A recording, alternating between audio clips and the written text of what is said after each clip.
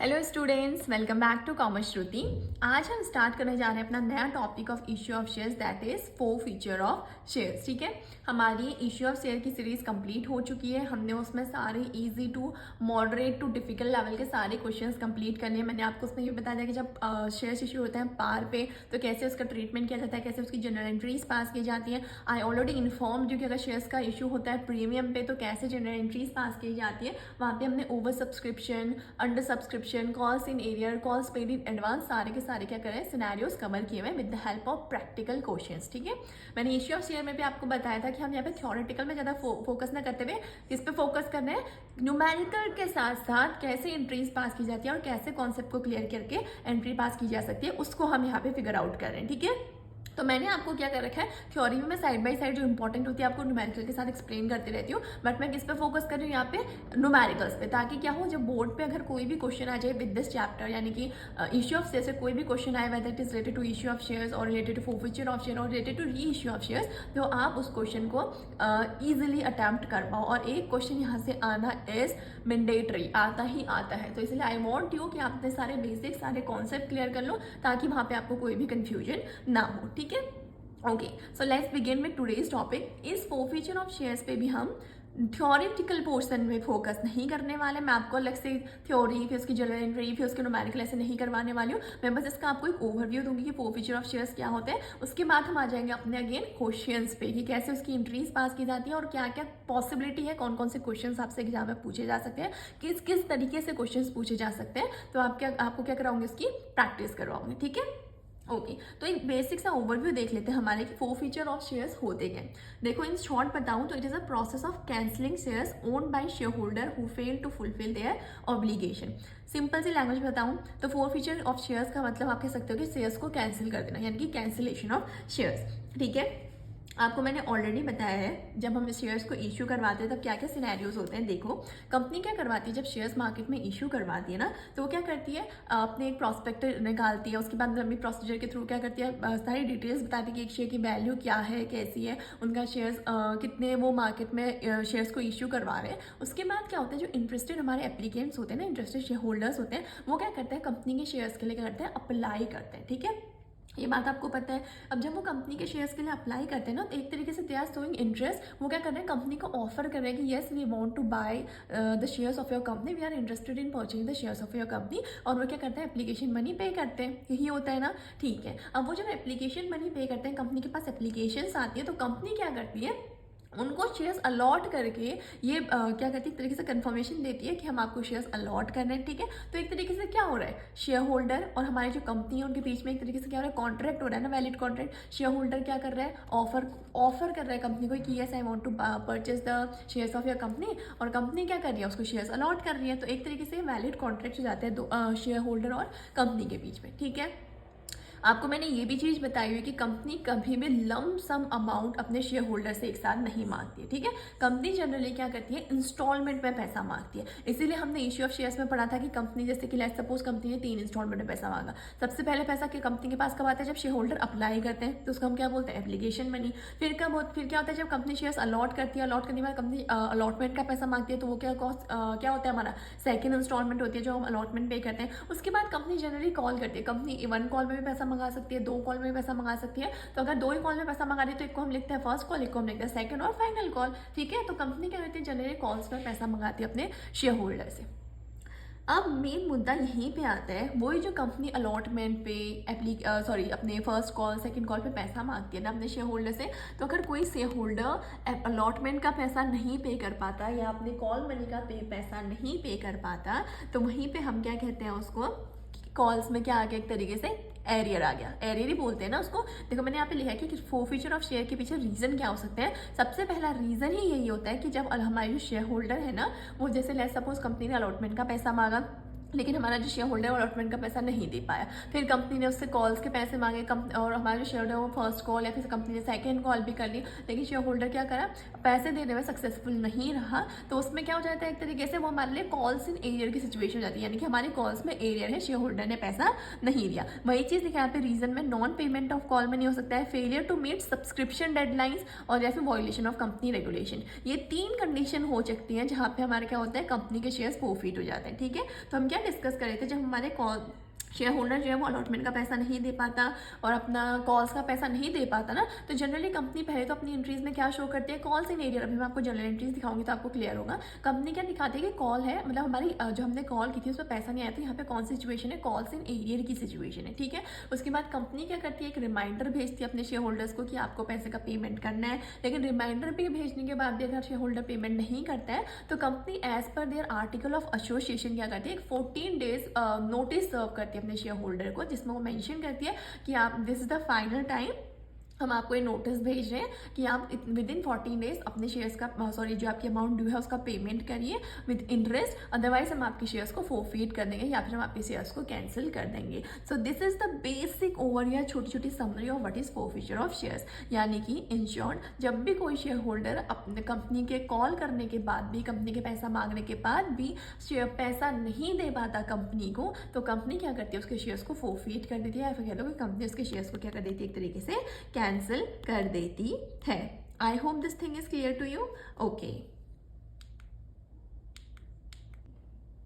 इसके साथ एक और चीज़ आपको बता देती हूँ जो कि इंपॉर्टेंट है, वो ये कि जब कंपनी शेयर्स को फोरफीट करती है ना, कैंसिल करती है ना, तो जो क्या होता है, जब कंपनी जो शेयर होल्डर पैसा नहीं देता है ना, लेट्स सपोज ने सिर्फ एप्लीकेशन मनी पे किया, अभी मैं आपको एग्जांपल के थ्रू समझाऊंगी तो बहुत क्लियर हो जाएगा आपको, पर अभी के लिए समझ लो। जैसे लेट्स सपोज कंपनी ने के एक शेयर की वैल्यू 10 रुपये थी, एक शेयर होल्डर ने 3 रुपया एप्लीकेशन का पे किया, बट बाकी का 7 रुपया उसने पे नहीं करा, और ये तो कंपनी क्या करती है ना, जनरली जब उसके शेयर्स को फोरफीट करती है ना, उसके शेयर्स को कैंसिल करती है, तो जो उसने पैसा दिया था ना, कितना 3 रुपया जो उसने पे कर चुका है ना, तो कंपनी उसको शेयर होल्डर को वापस नहीं करती है, उसको वो क्या करती है, फोरफीट कर लेती है, यानी कि जब्त कर लेती है। तो इसी को हम क्या बोलते हैं, फोरफीचर ऑफ शेयर्स, यानी कि शेयर्स को क्या करती है, एक तरीके से कैंसिल करती है, और जो अमाउंट ऑलरेडी रिसीव हो चुकी है उसको क्या कर लेती है, फोरफीट कर लेती है, यानी कि जब्त कर लेती है, यानी कि अपने पास रख लेती है।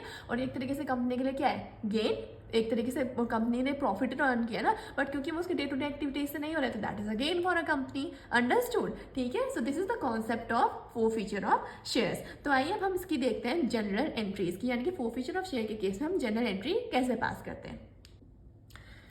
तो ये है आपकी general entries eight the time of forfeiture of shares, ठीक है। अब देखो, जब भी कंपनी शेयर्स को फोरफीट करती है ना, तो हमारे पास दो कंडीशन बन के आती है, एट पार एट प्रीमियम। इसका मतलब ये है कि कंपनी ने जब शेयर्स इशू करवाए होंगे ना, या तो कंपनी ने पार पे शेयर इशू करवाए होंगे।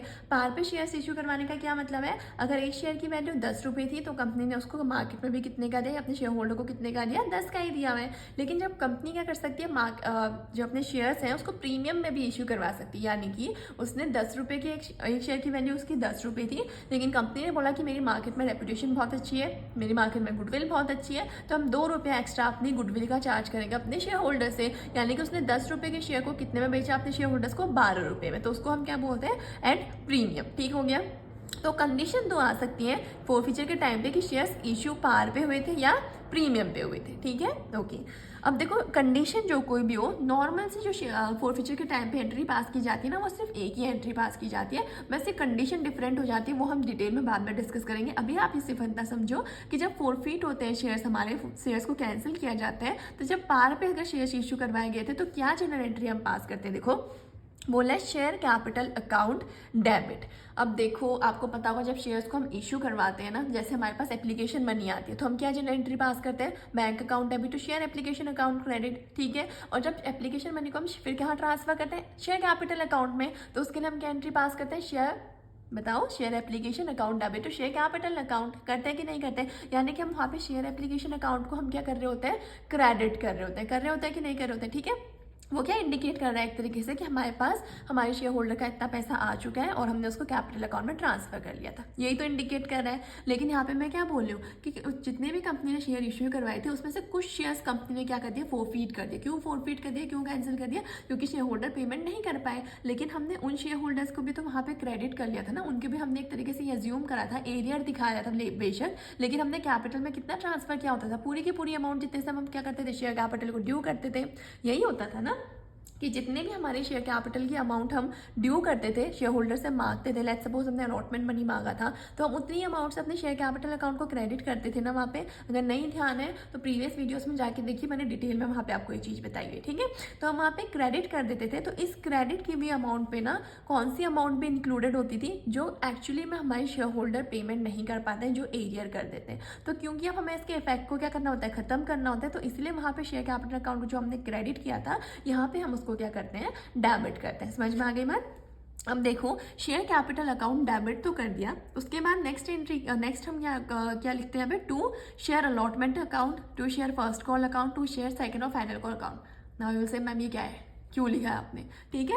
तो देखो ये सब नहीं लिखना होता, हम यहाँ पे क्रेडिट में सिर्फ कौन सी अमाउंट लिखते हैं, जो जिस भी कॉल पे या जिस भी अमाउंट पे हमारा एरियर आया है। मैंने यहाँ पे समझने के लिए लिखा है टू कॉल्स इन एरियर। अगर अलॉटमेंट के टाइम पे शेयर होल्डर ने पैसा नहीं दिया तो हम अलॉटमेंट को यहाँ पे लिखेंगे। अगर सिर्फ उसने फर्स्ट कॉल के टाइम पे नहीं दिया था तो उसके बाद में शेयर्स को फोरफिट कर दिया, तो हम यहाँ पे क्या लिखेंगे, to share first call account. अगर कंपनी ने अलॉटमेंट भी मांगा था, फर्स्ट कॉल भी मांगा था, सेकंड और फाइनल कॉल भी मांगा था, और उसके बाद शेयर को फोरफिट किया था, तो मैं यहाँ पे सारी अमाउंट दिखाऊंगी। यानी कि अलॉटमेंट का भी पेमेंट नहीं कर पाया, फर्स्ट कॉल का भी पेमेंट नहीं कर पाया और सेकंड कॉल का भी पेमेंट नहीं कर पाया। सो इट डिपेंड्स कि क्वेश्चन में क्या गिवन है, यानी कि शेयर होल्डर ने कौन सी अमाउंट पे एरियर किया है, वो वाली एरियर अमाउंट को हम या वो वाली कॉल को हम यहाँ पे क्या करते हैं, क्रेडिट करते हैं। ठीक हो गया। और लास्ट में मैंने क्या लिखा है, टू शेयर फोरफीचर अकाउंट। अब देखो, अभी मैंने आपको एक चीज़ बताई ना, जब कंपनी शेयर को क्या करती है, कैंसिल करती है, फोरफीट करती है, तो ऑलरेडी जो शेयर होल्डर से अमाउंट मिल चुकी होती है ना, कंपनी उसको क्या करती है, अपने पास जब्त कर लेती है। बोला था कि नहीं बोला था,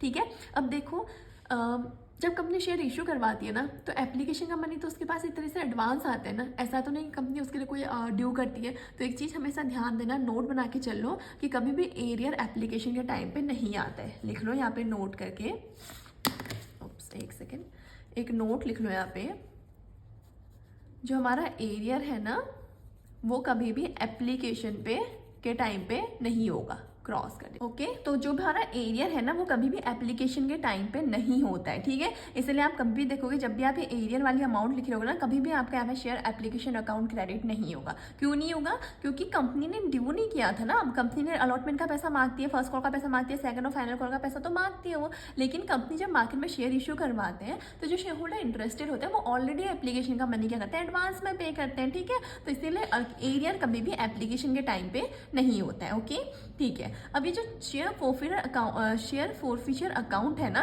इसमें हम वही अमाउंट लिखते हैं जो ऑलरेडी हमारे शेयर होल्डर से मिल चुका होता है, ठीक है। तो अब देखो, मानो मैंने कहा कि जो एप्लीकेशन का पैसा है कंपनी का, कभी भी इस पे एरियर नहीं होता है, बोला ना मैंने, तो ऑब्वियसली बात है, ये पैसा तो यहाँ पे आएगा ही आएगा। नहीं समझ में आया, दोबारा से बताती हूँ। शेयर फोरफीचर में हम वो अमाउंट लिखते हैं जो कंपनी ने ऑलरेडी अपने शेयर होल्डर से रिसीव कर ली थी शेयर को फोरफीट करने से पहले, ठीक है। लेट्स सपोज एक शेयर होल्डर था, उसके पास 1000 शेयर्स थे, ठीक है। उसने एप्लीकेशन और अलॉटमेंट मनी तो पे करी, लेकिन फर्स्ट और सेकंड कॉल नहीं पे कर पाया। तो उसने जो ऑलरेडी एप्लीकेशन और अलॉटमेंट मनी पे करी ना, उसके बाद कंपनी ने उसके शेयर्स को कैंसिल किया होगा, तो वो जो एप्लीकेशन और अलॉटमेंट मनी मिल चुकी ना, कंपनी उसे कभी भी शेयर होल्डर को वापस नहीं करेगी। और वही एप्लीकेशन और अलॉटमेंट मनी का पैसा हमारा कहाँ शो करते हैं हम, टू शेयर फोरफीचर अकाउंट, क्योंकि ये कंपनी के लिए गेन है, इसीलिए हम इसको यहाँ पे क्या करते हैं, एक तरीके से क्रेडिट करते हैं। समझ में आ गई चीज़ की नहीं आई, ठीक है। ये एरियर पता है यहाँ पे हमने क्रेडिट क्यों किया है, क्योंकि आपको ध्यान होगा, जो मैंने लास्ट क्लास में आपको इश्यू ऑफ शेयर्स में करवाया था, जिसने नहीं देखा प्लीज़ प्रीवियस वीडियोस को जाके देखिए, क्योंकि ये बिल्कुल फ्रेश कॉन्सेप्ट है फोरफीचर ऑफ शेयर्स। लेकिन जैसे कि मैंने यहाँ पे एक कॉल से एरियर को क्रेडिट कर दी हूँ ना, तो आपको इश्यू ऑफ शेयर जब तक आप नहीं करोगे तो आपको नहीं पता चलेगा कि पहले हमने इश्यू ऑफ शेयर को डेबिट किया था, बिकॉज ये कंपनी के लिए एक तरीके से क्या था, लॉस था, और सारे लॉस को हम क्या करते थे, डेबिट करते थे कि नहीं करते थे। तो क्योंकि वहाँ पे हमारे कॉल इन एरियर एक बार डेबिट हो चुकी है, तो इसीलिए यहाँ पे हमारे कॉल इन एरियर क्या होंगे, क्रेडिट होंगे। ये ऑलरेडी वो अमाउंट है जिसको हम ऑलरेडी इश्यू के टाइम पे क्या कर चुके हैं, डेबिट कर चुके हैं, लेकिन हम इसको फोरफीचर के टाइम पे क्या कर रहे हैं, हम क्रेडिट कर रहे हैं, इसके इफेक्ट को खत्म करने के लिए। ठीक हो गया, समझ में आ गई चीज। ओके, मैंने यहाँ पे एक और चीज लिखी है, बैलेंस। क्यों लिखा है बैलेंस, क्योंकि आप देखो शेयर कैपिटल में से जो भी एरिया है उसको लेस करोगे ना, तब भी जो बैलेंसिंग फिगर आएगा उसको भी आप यहाँ पे शो कर सकते हो। और वो जो बैलेंसिंग फिगर होगा ना, हमेशा वो किसके इक्विवेलेंट होगा, जो भी आपने ऑलरेडी जो शेयर होल्डर था उसने आपको ऑलरेडी जो अमाउंट पे कर दिया ना, वो हमारा, और जो बैलेंसिंग फिगर माइनस करके आएगा वो हमेशा क्या होता है, सेम होता है। तो चाहे तो आप यहाँ पे बैलेंसिंग फिगर भी लिख सकते हो। क्रॉस चेक करने के लिए आप क्या देख सकते हो कि शेयर होल्डर ने शेयर्स को कैंसिल करने से पहले कितना पेमेंट कर लिया था, वैसे भी आप इसको क्या कर सकते हो, क्रॉस चेक कर सकते हो। ठीक हो गया, ओके। अब जो ये शेयर कैपिटल है ना, इसमें हम कौन सी अमाउंट लिखते हैं, देखो मैंने यहाँ पे बताया आपको called up amount. Called up amount क्या होती है, देखो लेट्स सपोज मैंने आपको क्या बोला कि कंपनी क्या करती है, फोरफीचर से पहले company application money allotment money मांगती है, फर्स्ट कॉल मनी मांगती है, सेकंड कॉल मनी मांगती है, बोला था ना।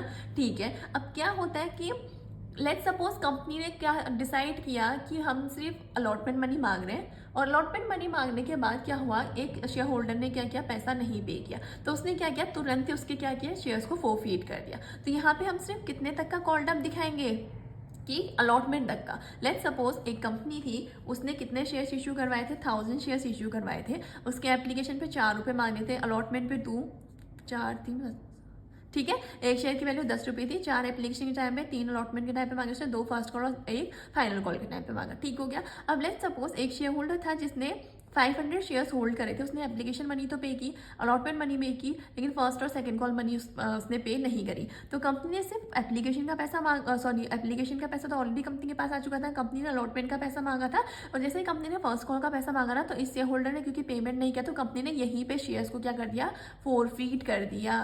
तो यहाँ पे अगर कंपनी ने शेयर को फोरफीट कर दिया, तो अब शेयर कैपिटल में हमारी सिर्फ कितनी अमाउंट आएगी, इस 1000 पे 4 + 3 + 2, ये आएगी ही नहीं। क्यों नहीं आएगी, क्योंकि मैंने यहाँ पे साफ लिखा है कि शेयर कैपिटल में हम कौन सी अमाउंट लिखते हैं, कॉल्ड अप अमाउंट, यानी कि कंपनी ने एक्चुअली कितना अपने शेयर होल्डर से कॉल करी थी। ठीक है, क्योंकि क्या होता है ना, कुछ शेयर होल्डर ऐसा होता है कि चल ठीक है, वो मतलब कुछ कंपनीज ऐसी होती हैं, वो ये बोलती हैं कि अगर इसने फर्स्ट कॉल पे नहीं करी, चलो हम सेकंड कॉल करके देखते हैं। ठीक है, हो सकता है शेयर होल्डर यहाँ पे नहीं पे कर पाया हुआ, डिफॉल्ट कर गया हो, लेकिन वो यहाँ पे पेमेंट कर दे, तो कंपनी जनरली क्या कर लेती है, सेकंड कॉल भी कर लेती है, उसके बाद शेयर्स को कैंसिल करती है, फोरफीट करती है। लेकिन कुछ कंपनीज क्या करती है, वो अलॉटमेंट का पैसा ही देने में अगर कोई शेयर होल्डर अनसक्सेसफुल हो जाता है ना, तो यहीं पे शेयर्स को कैंसिल कर देती है, उसके शेयर्स को फोरफीट कर देती है। ठीक हो गया। या फिर कंपनी कभी भी क्या करती है, फर्स्ट कॉल कर लेती है, फर्स्ट कॉल के बाद शेयर्स को फोरफीट कर देती है। तो कंपनी जहां पे भी शेयर्स को फोरफीट करेगी ना, हम उससे पहले देखेंगे कंपनी ने एक्चुअली में कितने कॉल करी थी, वही कॉल्ड अप अमाउंट यहाँ पे आती है। मैंने फॉर्मूला भी लिखा है, number of shares forfeited multiply by called up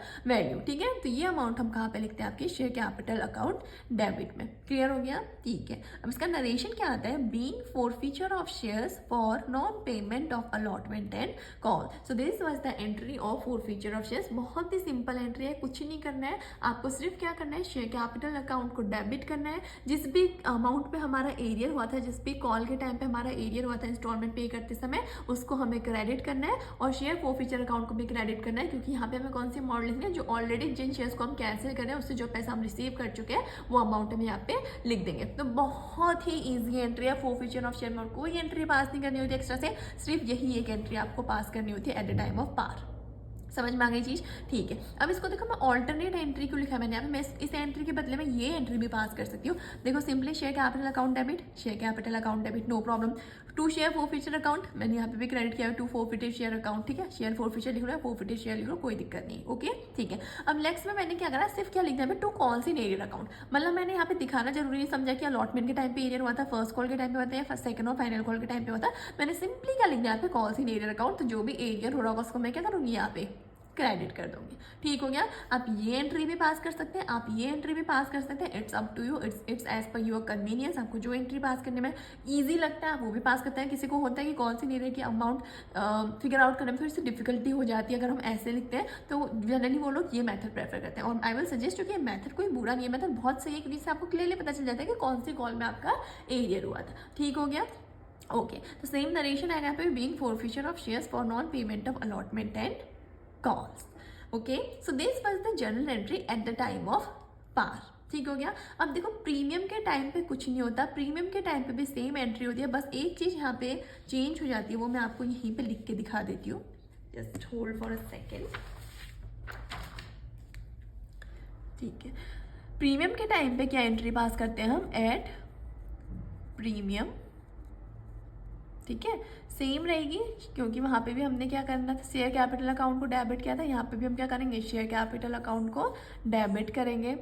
जो भी हमारी कॉल्स इन एरियर होंगे, देखो मैं नाम नहीं लिख रही हूँ, जब भी एरिया, जिस भी कॉल पे एरिया आएगा उसका नाम भी लिख सकते हैं, या कॉल्स इन एरियर भी शो कर सकते हैं। तो मैंने इसको भी लिख दिया, और हमारे 2 फोरफिटेड शेयर्स को भी यहाँ पे क्या कर दिया मैंने, एक तरीके से आपका क्रेडिट कर दिया, 2 फोरफिटेड शेयर्स अकाउंट। ठीक है, बस देखो डिफरेंस क्या है, फिर पूरी एंट्री तो सेम है, प्रीमियम के टाइम पे भी सेम एंट्री पास करी मैंने पार के जैसी, लेकिन डिफरेंस कहाँ पे आता है, यहाँ पे हम सिक्योरिटी प्रीमियम को भी क्या करते हैं, डेबिट करते हैं। सिक्योरिटी प्रीमियम अकाउंट डेबिट, ठीक हो गया, समझ में आई कि नहीं ये बात। देखो इसके भी ना दो सिनेरियो होते हैं, तो मैंने आपको बता दिया कि अगर प्रीमियम मेंशन है कि अगर शेयर्स इशू हुए थे प्रीमियम में, तो मैंने क्या बोला कि आप सिक्योरिटी प्रीमियम अकाउंट को डेबिट करोगे, कहा कि नहीं कहा।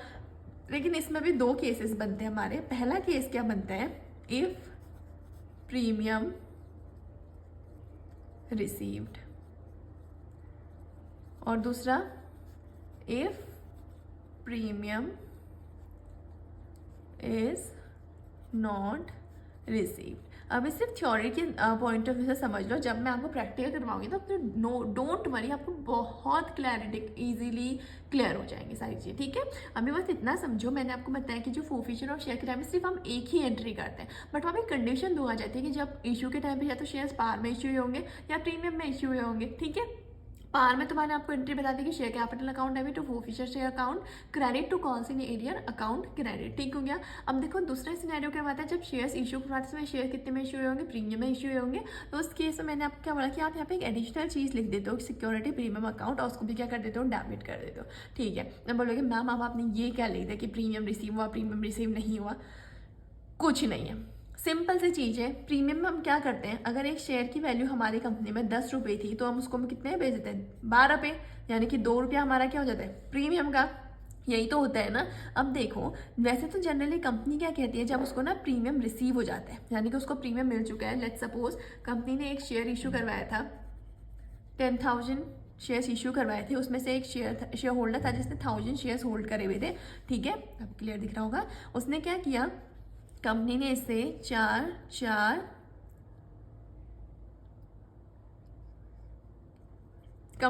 चार इंस्टॉलमेंट में पैसा मांगा था। ये एप्लीकेशन का, ये अलॉटमेंट का, ये फर्स्ट कॉल सेकंड कॉल, यहाँ पे 2 रुपया किसका इंक्लूडेड है, ये प्रीमियम का इंक्लूडेड है, ठीक है। अब मानो ये जो 1000 शेयर होल्डर जिसने 1000 शेयर होल्ड करे थे, इसने एप्लीकेशन मनी पे कर दिया, अलॉटमेंट मनी पे कर दी, लेकिन फर्स्ट और सेकंड कॉल पे नहीं करी ना, तो कंपनी क्या करेगी पता है, कौन सी एंट्री पास करेगी, सिर्फ share capital account debit to calls in arrear account to forfeiture share account. यहाँ पे कंपनी सिक्योरिटी प्रीमियम को शो नहीं करेगी, यानी कि जब प्रीमियम रिसीव हो जाता है तो हमेशा ध्यान देना कि कंपनी इस अमाउंट को फिर कहाँ इंक्लूड नहीं करती, अपनी जनरल एंट्री पे इंक्लूड नहीं करती है, क्योंकि उसको ये पैसा एडिशनल मिल गया है। कंपनी सिंपली बोलती है कि ये हमारा प्रॉफिट है, ये हमारा पैसा है, इसका इस शेयर से कोई भी लेना देना नहीं था। सिंपल सी चीज़ समझ में आ गई। लेकिन यही अगर ये शेयर होल्डर एप्लीकेशन मनी पे करता है लेकिन allotment first call second call पे नहीं करता है, और क्योंकि इसका यहाँ पे प्रीमियम का पैसा यहाँ पे मिलना था, तो कंपनी क्या कहती है कि नहीं भाई, हमें क्या करना है, हमें अपने शेयर को जब हम कैंसिल करेंगे तो हम यहाँ पे शो करेंगे कि हमारा सिक्योरिटी प्रीमियम का पैसा भी हमको नहीं मिला, यानी कि हमारे शेयर इशू हुए थे प्रीमियम पे, लेकिन ये 2 रुपये प्रीमियम के हमको नहीं मिले। तो इस सिनेरियो में, यानी कि जब प्रीमियम रिसीव नहीं होता है, उस सिनेरियो पे हम क्या करते हैं, ये एंट्री पास करते हैं, यानी कि हम सिंपली क्या करते हैं, सिक्योरिटी प्रीमियम अकाउंट डेबिट को यहाँ पे क्या करते हैं, अकाउंट को हम क्या करते हैं, डेबिट करते हैं। अगर प्रीमियम रिसीव हो गया होगा तो ये हमारा सिक्योरिटी प्रीमियम अकाउंट डेबिट नहीं होगा, क्योंकि यहाँ पे प्रीमियम रिसीव नहीं हुआ है, तो हमारा सिक्योरिटी प्रीमियम अकाउंट क्या होगा, यहाँ पे डेबिट होगा। समझ में आई चीज की नहीं आई? ओके तो मैंने आपके लिए दोनों एंट्रीज एक साथ यहाँ पे लिख दी हैं फेयर में, ठीक है। देखो क्या हो रखा है, जब शेयर्स का फोरफीचर हो रहा है तो मैंने आपको बताया 2 कंडीशन हो सकती है। कब 2 कंडीशन हो सकती है, जब शेयर्स इशू करवाए गए होंगे प्रीमियम पे, ठीक है। पहली कंडीशन क्या हो सकती है, प्रीमियम रिसीव हो गया, दूसरी क्या होगी, प्रीमियम रिसीव नहीं हुआ। तो प्रीमियम रिसीव होने के केस में हमारी एंट्री क्या होती है, ये देखो मैंने यहाँ पे सिर्फ क्या लिखा है, share capital account debit to जो भी कॉल्स इन एरिया, तो allotment first call second call जिसमें भी एरिया आ रखा है, टू शेयर फोरफीचर अकाउंट, यहाँ पे हम बैलेंसिंग फिगर लिखते हैं। मैंने यहाँ पे कहीं भी आपका सिक्योरिटी प्रीमियम को इंक्लूड नहीं किया, ठीक है। लेकिन वहीं अगर हमारे शेयर्स इशू हुए थे प्रीमियम में, और प्रीमियम में इशू होने के बाद हमें प्रीमियम की मनी रिसीव नहीं हुई थी, ये कौन सी सिचुएशन है, जब प्रीमियम की मनी रिसीव हो चुकी थी, ये कौन सी सिचुएशन है जहाँ पे हमें प्रीमियम का पैसा नहीं मिला था। तो हम क्या शो करते हैं, share capital account debit, security premium account debit to share allotment account first call second call जहाँ पे भी एरियर हुआ है, to share forfeiture account credit. समझ में आ गई चीज, ठीक है। अब मैंने आपको बताया था कि कैपिटल अकाउंट में हम सिर्फ कौन सी अमाउंट लिखते हैं, called up amount. Called up amount यानी कि कंपनी ने जितने शेयर्स की कॉल करी होगी। और यहाँ पे एक चीज़ यहाँ पे इंपॉर्टेंट हाईलाइट है जो कि मैंने नोट करके आपको लिखा हुआ है, क्या लिखा है देखो, कि जब हमारे प्रीमियम रिसीव हो चुका होता है उस केस में जो हमारा शेयर कैपिटल है, चाहे वो केस हो चाहे दूसरा केस हो। देखो यहाँ पे अगर शेयर कैपिटल मैंने लिखा है ना कि कॉल्ड अप अमाउंट आएगी, तो यहाँ पे नोट में मैंने आपको क्या लिखा है कि called up amount never includes premium, यानी कि अगर प्रीमियम रिसीव हो गया तो सिर्फ शेयर कैपिटल अकाउंट आएगी, क्योंकि प्रीमियम की अमाउंट यहाँ पे इंक्लूड नहीं होगी। और यहाँ पे भी हमारे जो शेयर कैपिटल अकाउंट है, चाहे यहाँ पे हमें प्रीमियम की अमाउंट रिसीव नहीं हुई है, वहाँ पे भी हमारे शेयर कैपिटल में प्रीमियम की अकाउंट इंक्लूड नहीं होगी। प्रीमियम को हम अलग से यहाँ पे शो करते हैं। समझ में आ गया?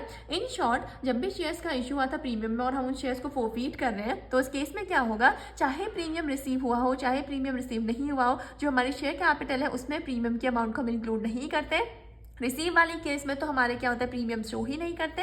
लेकिन जब रिसीव नहीं होता है तो उसमें भी हम शेयर कैपिटल में प्रीमियम को यहीं पे ऐड करके शो नहीं करते, हम अलग से दिखाते हैं security premium account debit. So I hope this is clear to you now कि फॉरफीचर ऑफ शेयर्स के टाइम पे हम कैसे जनरल एंट्री पास करते हैं। सिंपल हमारी सिर्फ एक ही एंट्री होती है बेसिकली देखी जाए तो, जो क्या होती है, share capital account debit to forfeited share account credit या फिर to calls in arrear account credit. ठीक है, जनरली क्या होता है, जब हमें प्रीमियम में शेयर जो करवाए थे लेकिन प्रीमियम हमें नहीं मिला होता, तो बस एक हमारा यहाँ पे एडिशनल काम बढ़ जाता है, हम उसमें क्या करते हैं, सिक्योरिटी प्रीमियम अकाउंट को यहाँ पे डेबिट करते हैं। समझ में आ गई चीज की नहीं आई? और मैंने आपको सब कुछ बता दिया कि शेयर कैपिटल में कौन सी अमाउंट आती है, कॉल्ड अप अमाउंट, यहाँ पे प्रीमियम को इंक्लूड नहीं करते हैं। सिक्योरिटी प्रीमियम में कौन सी अमाउंट आएगी, जो प्रीमियम का पैसा नहीं मिला था।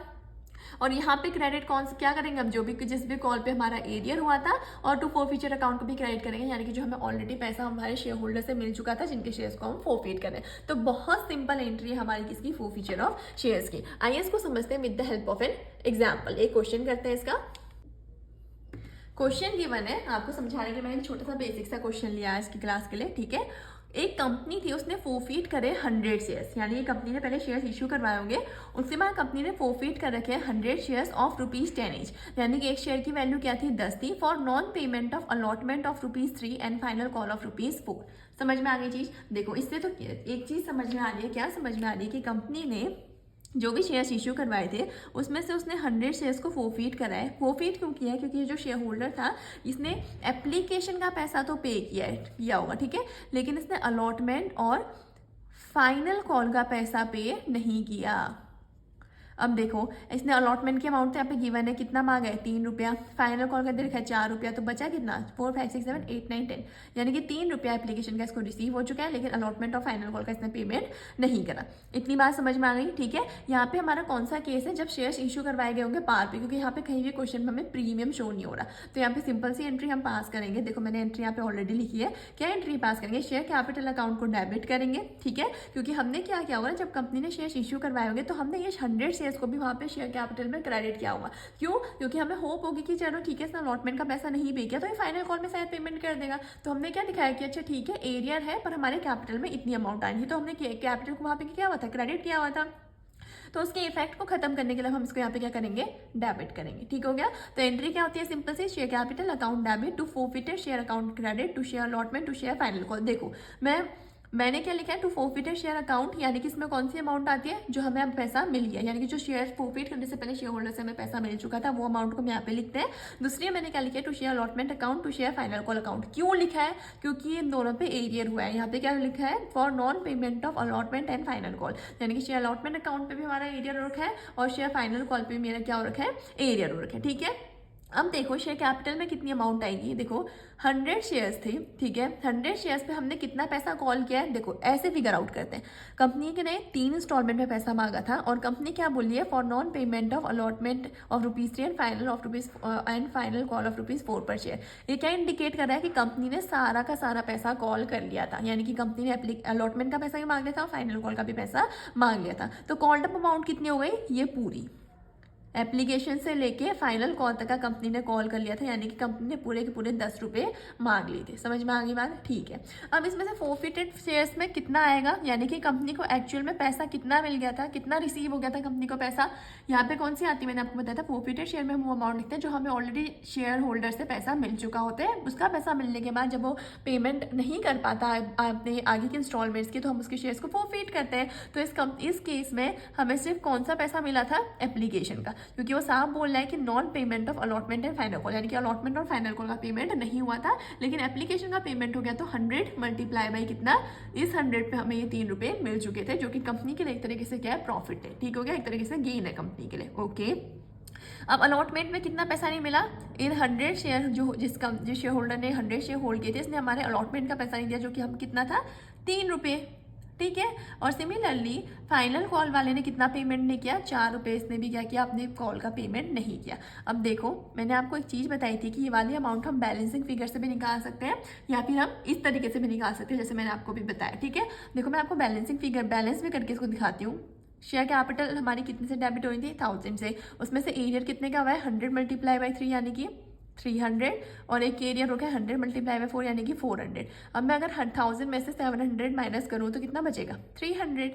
और देखो यहाँ मिला कितना था, 100 शेयर्स पे 3 रुपये एप्लीकेशन का मिला था, तो यानी कि कितना मिला था, 300, ठीक है। समझ में आई बात की नहीं आई, ठीक है।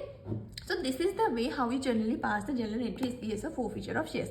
सिंपली यहाँ पे अब हम क्या करेंगे, इसका नरेशन लिख देंगे, बीइंग, क्या लिखेंगे नरेशन में, मैंने अभी आपको नरेशन बताया था, तो यू शुड बी अवेयर कि कैसे नरेशन लिखते हैं, सारा चीज़ मैं यहाँ पे मेंशन कर देती हूँ। बीइंग फॉरफीचर ऑफ 100 शेयर्स, 100 ही थे ना, yes, 100 shares for non payment of allotment and calls. ठीक हो गया, समझ में आई नहीं आई बात, ठीक है। अब मैंने आपको एक चीज़ बताई थी कि आप इसकी एक ऑल्टरनेटिव एंट्री भी पास कर सकते हो, ठीक है। मैं आपको चलिए यहीं पे करके दिखा देती हूँ। अच्छा, आपको नरेशन दिख नहीं रहा होगा, नोट कर लो। Being forfeiture of 100 share for non payment of allotment and calls. I hope now it is visible to you, yes it is visible. देखो इस केस में हम एक ऑल्टरनेटिव एंट्री भी पास कर सकते हैं, वो क्या, अभी बताई मैंने आपको जस्ट, कि शेयर कैपिटल अकाउंट डेबिट है, ठीक है, इसको डेबिट कर दो,